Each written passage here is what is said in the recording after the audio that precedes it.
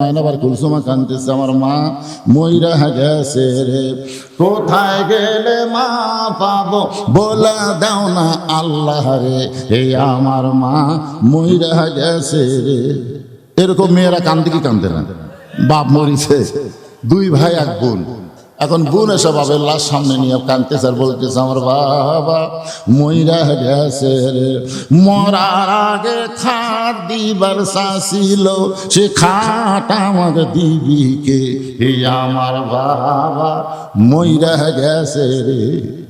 বড় ভাই যা বলতেছে পাগলি কান্দিস না, যে খাট বাবা দিবার চাইছিল এই খাট আমি দিব রে, আর কান্দিস না। সাথে সাথে কান্না বন্ধ করছে। কিছুক্ষণ পরে মিন শারিল ওয়াসওয়াসিল খান্নাস, ভিতরে শয়তান বলতেছে তোর বড় ভাই যে খাট দিবার চাইলো, এ তো খাটের উপরে যে ল্যাপ দোষক লাগবি সেটা দিবি কে? কিছুক্ষণ পর আবার কাঁদতেছে, আমার বাবা মইরা গেছে রে। বাবা খাট দিবার চাইছিল, বড় ভাই সেই খাট দিবে, কিন্তু ল্যাপ দোষক দিবি কে? এই আমার বাবা মইরা গেছে। তখন ছোট ভাই বলতেছে পাগলি কান্দিস না, ল্যাপ দোষক আমি দেবো। ওই তখন ঘরের মধ্যে যা বলতেছে মানুষ বুড়া হলে তো মরবি। আপনার বলেন তো এই যে মেয়েটাতে কাঁদছে, এই যে আসলেই কান্দিছে না বান্দার জন্য কাঁদছে? কত বলে হিন্দু হিন্দু, হ্যাঁ আসলে হিন্দু। আচ্ছা আজকে না হিন্দু আছে, সব জায়গাতে হিন্দু তাই। হাসতেছেন কেন ভাইরে? ঠেলা তুললে হিন্দুরাও আল্লাহ কয়, আপনি জানেন? এই যে দেখ আমার ভাই বলতেছে নৌকা ডোবার সময় কি করবি? ভগবান ভগবান, আল্লাহ আল্লাহ ছাড়া উপায় নাই, উপায় নাই রে, উপায় নাই রে, উপায় নাই, আল্লাহ ছাড়া বাঁচার কোনো উপায় নাই।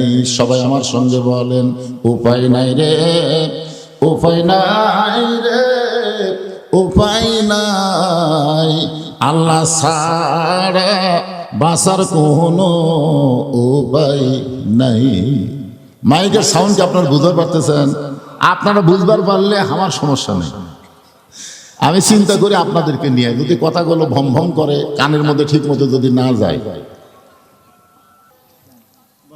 ওমর ফারুক বললেন এদেরকে চিনবো না কেন? এরা হলো আলী আর ফাতেমার সন্তান। ওমর ফারুক কিন্তু বলতে পারতেন এরা হলো আলীর সন্তান, বলতে পারতেন না? কিন্তু একসঙ্গে কি বললেন? আলী আর ফাতেমার সন্তান। তার মানে কি বোঝা গেল? সন্তান খালি বাপের পরিচয় হলে হবে না, মায়েরও পরিচয় লাগবে। আমি যখন 91 সালে বিয়ে করলাম, কোন সালে? বিয়ে করার পরে, বিয়ে করার সময় আমাকে বললো যে আপনার বাপের নাম কি? আমি বাপের নাম বললাম, ওটা লেখা নিল, বিয়ে হয়ে গেল। বাড়িতে আসার পরে আমার মা জিজ্ঞাসা করতেছে বাবা কিভাবে বিয়ে হলো? আমি কইলাম খালি শুনবার চালো তোমার বাপের নাম কি? আমি বাপের নাম করলাম আর আমার বিয়ে হয়ে গেল। মা বলতেছে আমার নাম কয়নি, মানে আমার নাম শুনবার চাইনি। বললাম না মা, আপনার নাম তো শুনবার চাইনি। মা তখন ঘরের মধ্যে গিয়ে বলতেছে তোর বাপ তোর জন্য কি করছে রে? তোর জন্য যা করছে আমি, আর তোর বাপের নাম দিয়ে বিয়ে হয়, মায়ের নাম লাগে না। আসলে আমরা যখন বিয়ে করছি তখন খালি বাপ দিয়েই বিয়ে হচ্ছে, মাও লাগি। এই বাপের সাথে মায়ের গুরুত্ব যিনি প্রথম বাংলাদেশে বুঝেছে তার নাম হলো হাসিনা। দরকার তার নাম কি? কথা কয় না, তার নাম কি? হাসিনা। এই হাসিনা দেখলেও খালি বাপ দিয়ে হবে না, মাও লাগবে। এখন দেখবেন যা কিছু করবেন বাপের সাথে মাও আছে না নাই? দরকার আছে না নাই? আপনি যখন বিয়ে করছেন মা লাগিছে? লাগেনি। মানে আমরা এই পার্টিগুলো বিয়ে করার সময় মা লাগি মরার আগে।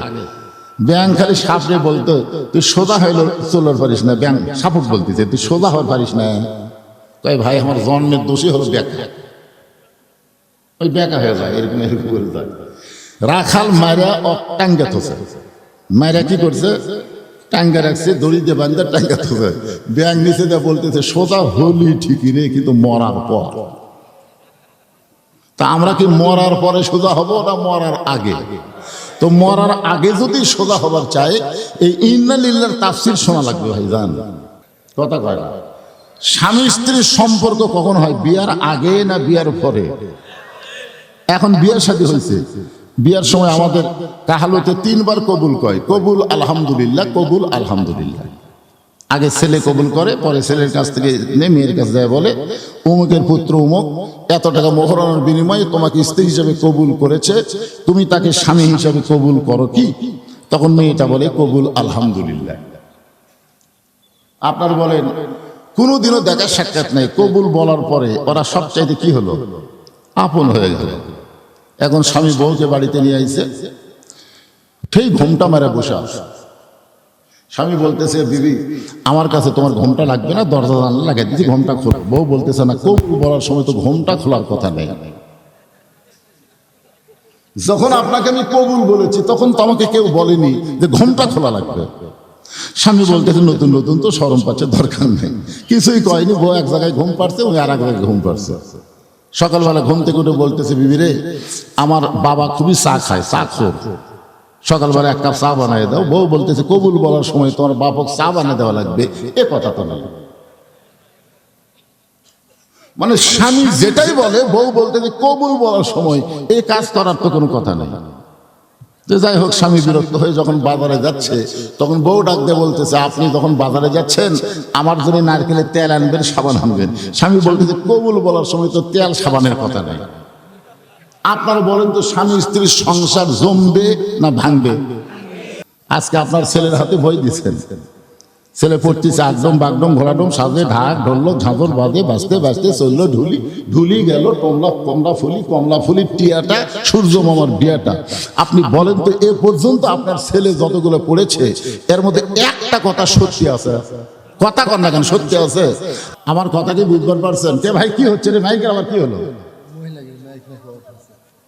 মহিলাদের জন্য আজকে ওয়াজ হচ্ছে, আর ওইদিকে যদি মাইক না হয় কাম হবে? কি সর্বনাশ করলো রে। আমার কথা কি আপনার বুঝতে পারতেছেন? পারেননি।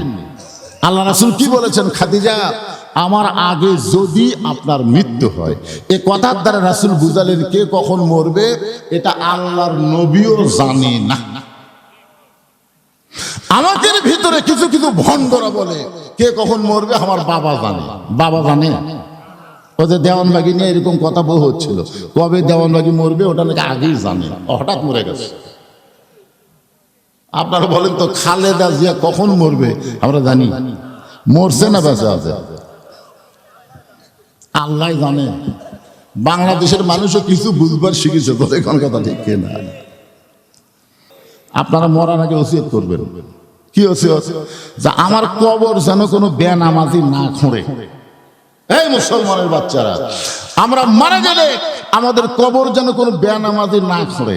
আপনাদের এলাকায় যারা কবর খোঁড়ে এরা কি নামাজ পড়ে? নামাজি? এরা চিন্তা পড়ে গেছে, মাঝখান থেকে একজন বেনামাজি আর সামনে নামাজ পড়ে। জুম্মার নামাজ পড়লে হবে না তো, 5 ওয়াক্তের কথা হচ্ছে চাচা। আমাদের এলাকার কথা বলতেছি, কেউ যদি মরে তখন এই যে মরছে তার অভিভাবক হোক, তার সন্তান হোক, যাই বলে কবর খোঁড়া লাগবে, তখন বলে আমরা 5 জন কবর খুঁড়বো, আমাদেরকে 5 প্যাকেট সিগারেট দেওয়া লাগবে। ওরা 5 প্যাকেট সিগারেট নিয়ে কবর খুঁড়তে যায়। বাড়ির থেকে সিগারেট ধরাছে, বাড়ির থেকেই যাই কবর খুঁড়তেছে কোদাল দিয়া, তার মুখত একটা, যাই জায়গা দেখা দিচ্ছে তার মুখত একটা, যাই আবার সমান করতেছে তাও একটা টানতেছে। ওরা 5 জন যখন 5টা সিগারেটের ধোঁয়া ছুটতেছে, আপনারা বলেন তো দুর্গন্ধ কি ফেরেশতা সহ্য করা পারে? এই গোরস্থানে যত ফেরেশতা ছিল সমস্ত ফেরেশতা কবরস্থান ছেড়ে বাইরে ঘুরতেছে। আল্লাহ বলে, কে রে ফেরেশতা, খবর কি? বলে, আল্লাহ যে হারে সিগারেট টানতেছে এই ধোঁয়ার দুর্গন্ধে আমরা ওখানে যাওয়ারই পারতেছি না। কে? আপনি যখন কবর খুঁড়তেছেন আপনি মনে করেন এই কবর আমারও হবে, জোরে কোন ঠিক কিনা? ইমাম গাজ্জালী রহমতুল্লাহ আলাইহি বলেন, একাধারে কোন ব্যক্তি যদি 40টা কবর খনন করে, শুধুমাত্র কবর খনন করার কারণে আল্লাহর ওলি বান্দা হয়ে যাবে। কিন্তু কবর খুঁড়তে খুঁড়তে কবর থেকে শিক্ষা নেওয়া লাগবে। ওই যে হারে বিড়ি টানতেছে আর কবর খুঁড়তেছে, মনে হয় ওই পুকুর খুঁড়তেছে, পুকুর। তাহলে আপনি ওসিয়ত করবেন কোন বেনামাজি যেন আমার কবর না খোঁড়ে। দরকার হলে 5 জন কবর খুঁড়নেওয়ালাকে আমি 5-5-25,000 টাকা দিয়ে দেবো, যে ভাই আমি যদি মারা যাই তোমরা নামাজি আমার কবর খনন করো। ওরা যদি বলে, ভাই তুমি আগে মরবা না, আমার আগে মরবো, এত বছর হলে ওয়াজ করি, 500 টাকা হাতত দিয়েও আমার বউ আমি হুজুর পর করেন, 500 টাকা হাতত দিয়ে বলতেছি তাহলে একবার হুজুর কেউ কলজা খুশি হবি। বউ খালি মুসকি মুসকি হাসে, টাকা হাতত হাসে না, হাসো বলে জনগণ আপনাকে চিনে না তাই হুজুর কয়, কিন্তু আমি তো জানি আপনি কি। দেখছেন, নিজের বইয়ের কাছে আজ পর্যন্ত হুজুর হয়ে গেল না। এই জন্য আমি 3টা কথা প্রায় মাহফিলে বলি। 1 নম্বর কথা হলো, যারা বড় বড় ডাক্তার তাদের বউকে কোনোদিন সিজার করায় না, কারণ ডাক্তার জানে সিজার করালে মায়ের ক্ষতি, বাচ্চার ক্ষতি। যারাই বড় ডাক্তার, এমবিবিএস, এফসিপিএস, ডাক্তারের বউগুলো কিন্তু নর্মালে বাচ্চা নেয়, সিজার হয় না। 2 নম্বর হলো, মৌলানার বাড়ির জীবনেও মিলাদ হয় না। দেখবেন খেয়াল করে, যারা মৌলানা এরকম মিলাদ পড়ায় ঠিকই নিজের বাড়ি পড়ে না, খেয়াল করে দেখবেন।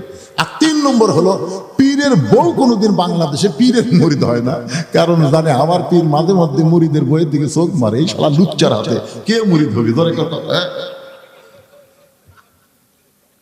কিন্তু সর্বপ্রথম যিনি আমাদের নবীকে নবী বলে স্বীকার করেছেন তিনি হলেন নবীর বিবি।